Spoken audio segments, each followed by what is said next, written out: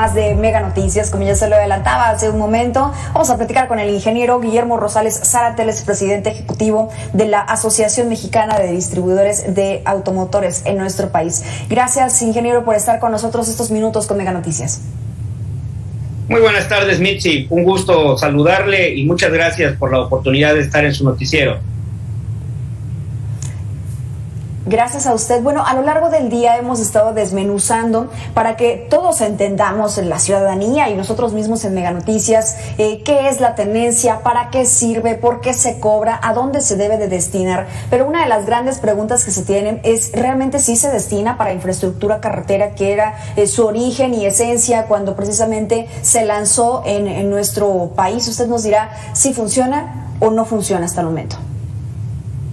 El impuesto sobre tenencia o uso de vehículos, hasta la fecha de su abrogación como impuesto federal en el año 2011, a partir del 1 de enero del 2012, quedó como una atribución de los gobiernos estatales su cobro o no, pero ha seguido la misma suerte. Es un impuesto cuyos recursos entran directamente a la tesorería de las entidades federativas.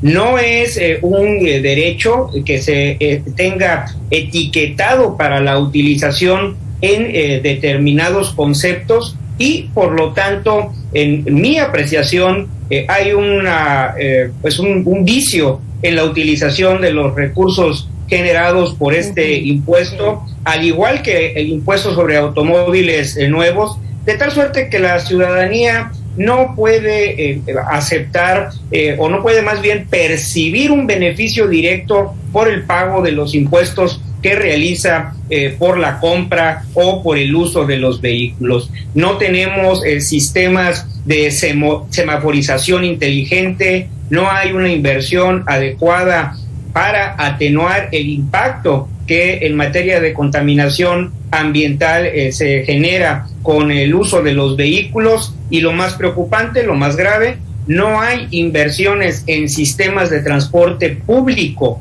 por el concepto de la recaudación que se genera con la venta y con el uso de vehículos, Mitzi. Y entonces, ingeniero, ¿la ciudadanía tiene alguna ventaja por pagar la tenencia, por pagar el derecho vehicular, por pagar incluso el tema del reemplacamiento, que también es algo que está impulsando diferentes gobiernos en este inicio del 2022? ¿Tiene alguna ventaja? Algunos gobiernos dicen, es por temas de seguridad, pero no sé si realmente sí esté funcionando el tema de la seguridad cuando te roban un vehículo, cuando te agreden en un vehículo, cuando en un vehículo realizan algún acto ilícito. La realidad, Mitzi, es que tenemos serias deficiencias en la infraestructura urbana, la infraestructura destinada a la seguridad pública, y esto es consecuencia de un gobierno débil, tanto a nivel federal y no se diga a nivel estatal y municipal. La recaudación que llevan a cabo los diferentes órdenes de gobierno es insuficiente para poder cumplir con todos los servicios. A esto debemos de agregar que no hay una política de egresos que privilegie aquellos conceptos prioritarios para mejorar la calidad de vida de la ciudadanía, de tal suerte que en lo que corresponde a los impuestos vehiculares son una forma muy rápida, muy eficiente para las autoridades hacendarias de incrementar la recaudación. No necesariamente tenemos un sistema de conceptos impositivos en materia de vehículos que estén a la vanguardia y que, por ejemplo, hagan una distinción entre aquellos vehículos que generan menores impactos en contaminación ambiental o menor impacto en el uso de la infraestructura pública, de tal suerte que se sigue teniendo como eje de la determinación de los impuestos a pagar el valor del vehículo, y además de ello genera pocos alicientes para que la ciudadanía distinga entre un vehículo menos contaminante u otro del mismo precio, pero que tenga una tecnología más antigua. Esto ha sido ya innovado en otros países y desafortunadamente en el nuestro la constante sigue siendo la urgencia de recaudar.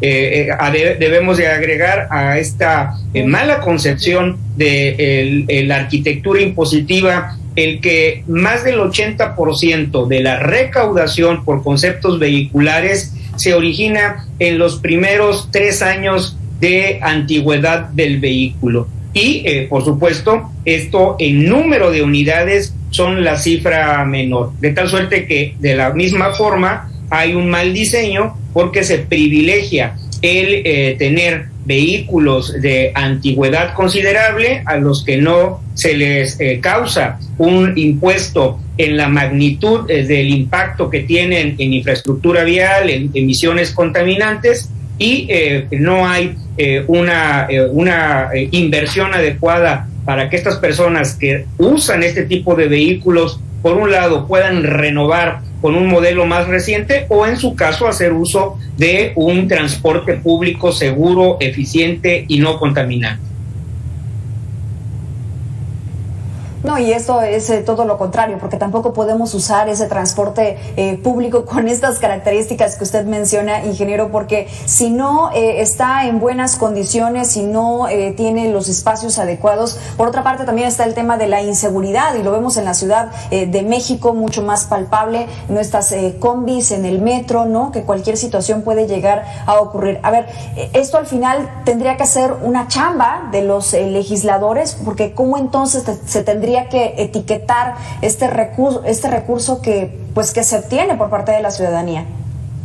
Desafortunadamente siempre estamos como sociedad atendiendo lo urgente, y entiendo la posición de los secretarios de finanzas de los gobiernos estatales que están urgidos por dar el número y saldar las responsabilidades de gasto, y esto deja siempre, o ha venido dejando a un lado, el poder tener un diseño a partir de un plan cero. Es decir, vemos una nueva construcción en materia fiscal.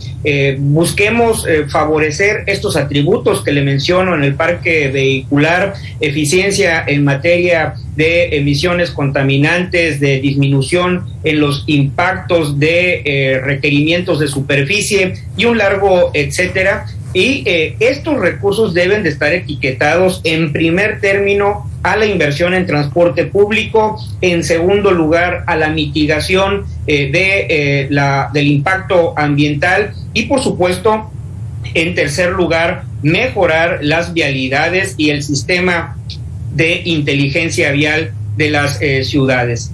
Ojalá que en algún momento podamos hacer esa pausa que la urgencia no ha permitido y nos dediquemos a atender lo importante. Sí, totalmente de acuerdo. Y sabe que siento que es exactamente lo mismo cuando pagamos el tema de la verificación vehicular, y que es parejo. Vemos vehículos mucho más antiguos que sí están contaminando, pero ese mismo proceso lo tiene que hacer un auto nuevo, recién salido de la agencia, que realmente no lleva a cabo este proceso de contaminación, pues porque todas las piezas son nuevas, porque el motor es nuevo, porque tiene quizá alguna tecnología de manera diferente. Esto que usted menciona, ¿en qué debería de usarse? ¿Algún gobierno lo ha retomado? ¿Algún gobierno lo ha querido implementar? ¿O al final de cuentas se toman decisiones políticas en lugar de decisiones técnicas y con el conocimiento?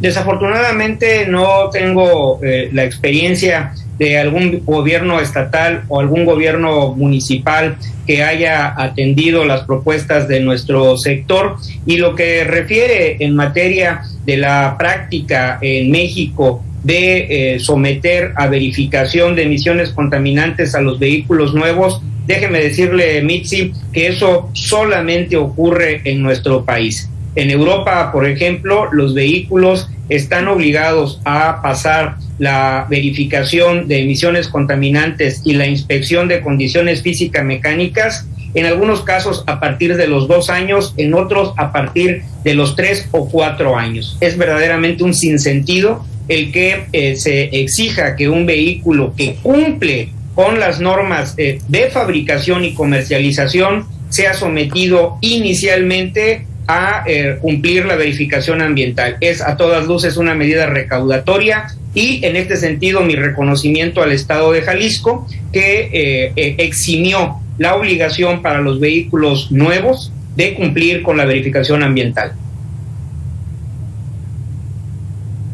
Esto sí, totalmente de acuerdo con usted, ingeniero, y seguramente la gente del auditorio coincide exactamente con este comentario que usted nos acaba de decir. Ahora, si es por seguridad, como también lo han planteado las autoridades, hace poco, bueno, pues el tema fue muy sonado en el caso de la Ciudad de México, por el tema de las placas, para que también se queden estos recursos dentro de la Ciudad de México. Ustedes estuvieron allí presentes. ¿Realmente sí funciona así como un tema de seguridad o esto queda completamente descartado? El registro público vehicular, que contiene toda la información concerniente a el vehículo en cuanto a sus características, su identificación específica a lo largo de toda la vida útil, como del propietario, sus obligaciones y la sucesión que se lleve a cabo en términos de propiedad, es fundamental para que podamos tener seguridad jurídica todos aquellos que concurrimos a tener un interés legítimo con un vehículo. Hablemos de comprar un vehículo usado y saber si este corresponde a la identificación real, si tiene adeudos, si tiene compromisos con una institución crediticia. Y en materia de seguridad pública, por supuesto que es una herramienta fundamental para que las instituciones responsables de su procuración cumplan con su cometido. Es verdaderamente vergonzoso que nuestro país, siendo la 16ª economía del mundo, no contemos con un registro público vehicular eficiente. Lo que tenemos es una carga de obligaciones para los sujetos obligados, como la industria automotriz, los bancos, las financieras, de aportar información que no cumple con los elementos mínimos de seguridad, de veracidad, y esto como consecuencia del abandono en el que se encuentra el registro público vehicular. Por eso el llamado que hemos hecho al gobierno federal, a los gobiernos estatales, ayer se lo hice patente a la jefa de gobierno Claudia Sheinbaum, para reconstruir el REPUVE, para refundar el registro público vehicular, porque esto será en beneficio de todos, Mitzi.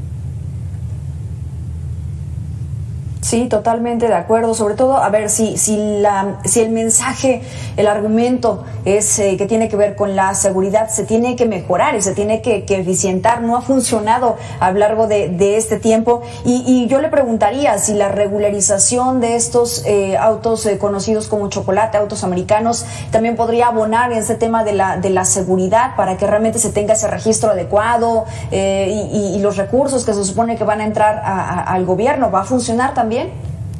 No va a funcionar. Es una decisión equivocada del presidente López Obrador legalizar el contrabando automotriz. En primer término, porque no se ha implementado ninguna medida por parte del gobierno federal para impedir que sigan ingresando los vehículos por la frontera, violando todos los requerimientos aduaneros. Y por otro lado, repito, no contamos con un registro público vehicular que nos asegure la calidad de la información. Los gobiernos estatales no tienen la capacidad, a través de sus sistemas de registro, para de forma confiable proveer la información en tiempo real a el registro público vehicular. Cada entidad federativa tiene una modalidad distinta, una calidad técnica, una infraestructura en cuanto a sus procedimientos distintos. Y, por supuesto, no hay ninguna penalidad para aquellas entidades federativas que no cumplen con sus obligaciones. Y, por lo tanto, si no damos el paso definitivo para contar con una ley general del registro público vehicular que homologue el tratamiento que en materia de registro se dé a los vehículos en todo el país, y además se dote de la infraestructura moderna que el registro público vehicular requiere, seguiremos abandonados y seguiremos sin contar con confianza y seguridad jurídica en materia de registro vehicular, a la saga de lo que ocurre en toda Latinoamérica. Estamos ya entre los últimos lugares en materia de calidad del registro vehicular, y en un país de nuestras dimensiones y sobre todo con la epidemia de seguridad que enfrentamos, es verdaderamente lamentable que no se atienda. Se va a quedar en buenas intenciones, esperemos que no, cuando realmente es un problema que se debe de atender de fondo e interinstitucionalmente. Ingeniero Guillermo Rosales, muchas gracias por esos minutos con Mega Noticias. Esperemos que podamos poder platicar pues más continuo aquí en este espacio. Estoy a sus órdenes, un gusto saludarle. Que tenga excelente tarde, el presidente ejecutivo de la Asociación Mexicana de Distribuidores de Automotores, AMDA. Vamos al corte, regresamos con los deportes.